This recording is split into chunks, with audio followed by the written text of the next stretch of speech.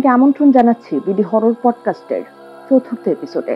তাই দেরি না করে সরাসরি চলে যাচ্ছি আমার ঘটনায়। আমার দ্বিতীয় ঘটনাটিও তার ঠিক কয়েক মাস পরের ঘটনা।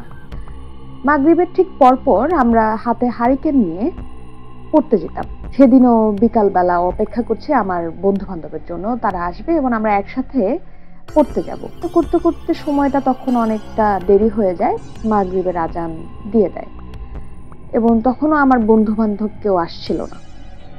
যাই, হয়তো পথে ওদের সাথে দেখা হতে পারে। আমি হারিকেনটা নিলাম, এক হাতে বই নিলাম, খাতা নিলাম এবং আমি বেরিয়ে পড়লাম পড়াশোনা করার জন্য কোচিং এর উদ্দেশ্যে। আমি হাঁটছি, রাস্তায় বেরোলাম, উঠোন পার হলাম, বড় রাস্তায় উঠলাম এবং অনেকটা পথই আসলে একাই হাঁটলাম। শিক্ষক যিনি, যার কাছে আমি পড়তাম, তাদের বাড়ির গেটে যখন ঢুকে যাই, সেখানে আমি কেন জানি মনে করছিলাম আমার হারিকেনের আলোটা অনেক কম, এতটাই কম হয়তো যেটা নিভে যাওয়ার মতো, এবং আসলেই সেটা নিভে গেল একটা সময় গিয়ে। তাদের গেট থেকে তাদের ঘরের দূরত্বটা অনেকটা বেশি, যদি বলতে চাই তাহলে হয়তো 2 থেকে 4 মিনিট হাঁটতে হবে, এমন একটা পথ হাঁটছি আমি। যখন আমি তাদের পুকুরের কাছাকাছি জায়গায় রাস্তাটা পার হচ্ছিলাম, ঠিক সে সময় একটা অদ্ভুত শব্দে আমার চোখ আমার বাম দিকে চলে যায় এবং অনেকটা অন্ধকার ছিল, যেহেতু হারিকেনের আলোটা নিভে গেছে তাই আমি স্পষ্ট কিছু দেখছিলাম না। একটু আগেও হয়তো যখন মাগরিবের পরেও কিছুটা আলো ছিল রাস্তায়, কিন্তু ততক্ষণে সেই আলোটাও অনেকটাই কমে গেছে। শব্দটার কারণে আমি বামে তাকালাম। শব্দটা আমি বলবো না খুব ক্রিপি বা খুবই অদ্ভুত, কেউ কথা বলছে, কেউ শব্দ করছে, কেউ আমাকে ডাকছে, এরকম কিছুই ছিল না। একটা পাখির আওয়াজে আমার চোখটা আমার বাম দিকে যায়। ঠিক সেই আওয়াজটা খুবই স্পষ্ট, যেমন ডানা ঝাপটানোর কোনো আওয়াজ।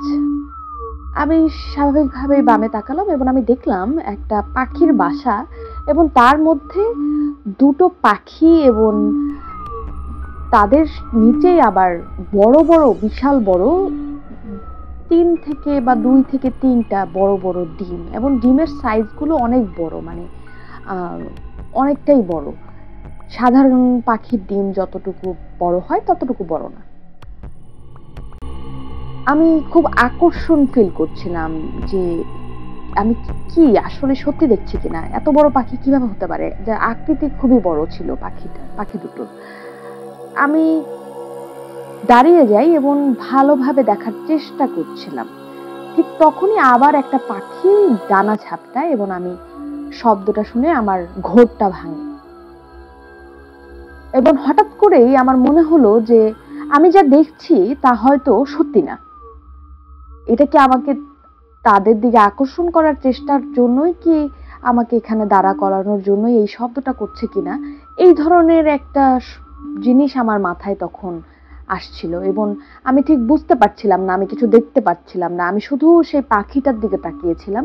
কিছুটা দেখা যাচ্ছে কারণ তার রংটা ছিল সাদা এবং অনেক অন্ধকারে ওই পাখি দুটো আর তাদের ডিমগুলো যেহেতু সাদা, কিছুটা আবছা দেখা যাচ্ছে, অনেকটা ছাই বর্ণের মতো।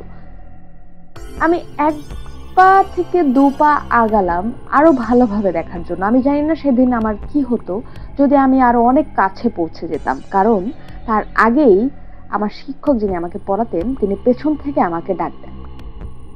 তিনি আমার নাম ধরে ডাকেন এবং বলেন, ফারজানা, আপনি এখানে কি করছেন? এত সন্ধ্যায়, এত অন্ধকারে আপনার হাতে হারিকেনটা কেন নিভে গেছে? আপনি এখনো ঘরে কেন যাননি পড়তে? আপনি এখানে কেন দাঁড়িয়ে আছেন? আপনার সাথে কেউ নেই কেন? আপনার বাকি বন্ধুরা কোথায়?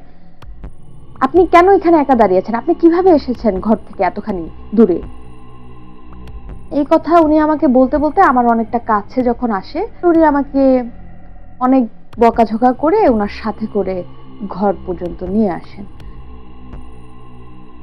ততক্ষণে সেই পাখির ঘোর আমার কেটে গেছে এবং আমি যখন স্যারের সাথে কথা বলতে বলতে আসছিলাম, আমি সেদিকে আর তাকানোর সময় পাইনি। এবং মজার ব্যাপার হচ্ছে, প্রায় 9:30-10টা যখন বেজে যায় তখন আমাদের পড়াশোনা প্রতিদিনই শেষ হতো। সেদিন আমার দাদু আমাকে নিতে আসেন। দাদু আমাকে নিয়ে আবার সেই ঘরের দিকে রওনা দেয়। তখন বাজে রাতের 9:30 কি 10টা। তো তখন হারিকেনের আলোতে আমি যখন ওই পথটা আবার পাড়ি দিচ্ছিলাম তখন আমি ভালো করে এবার দেখার চেষ্টা করলাম যে ওখানে সেই পাখি দুটো আছে কিনা, সেই পাখির ঘরটা আছে কিনা। আমি যখন দেখার চেষ্টা করলাম আসার সময় আমি সেখানে আর সেরকম কিছুই দেখতে পেলাম না। আমি ধরে নিলাম পাখি দুটো উড়ে গেছে, ডিম দুটোও নেই, তবে ঘরটা তো থাকবে। সেই ঘরটা তো হয়তো এই 2 ঘন্টায় কেউ ফেলে দেয়নি।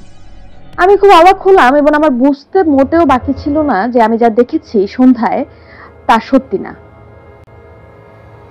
এর উত্তর আমার কাছে নেই। আমি জানি না আপনাদের কাছে এর উত্তর আছে কিনা। এই ছিল আমার দ্বিতীয় ঘটনা। ধন্যবাদ। আমার জীবনে ঘটে যাওয়া ঘটনা যার ব্যাখ্যা এখনো আমার কাছে নেই। তাদের কাছে থাকে আমাদের জানাতে পারেন কমেন্ট বক্সে। চাইলে আপনার ঘটনাটিও আমাদেরকে রেকর্ড করে পাঠাতে পারেন। পরবর্তী এপিসোডে আমরা চলে যাব 4 দেয়ালের বাইরে। আমাদের সাথে থাকার জন্য আপনাদের অনেক ধন্যবাদ।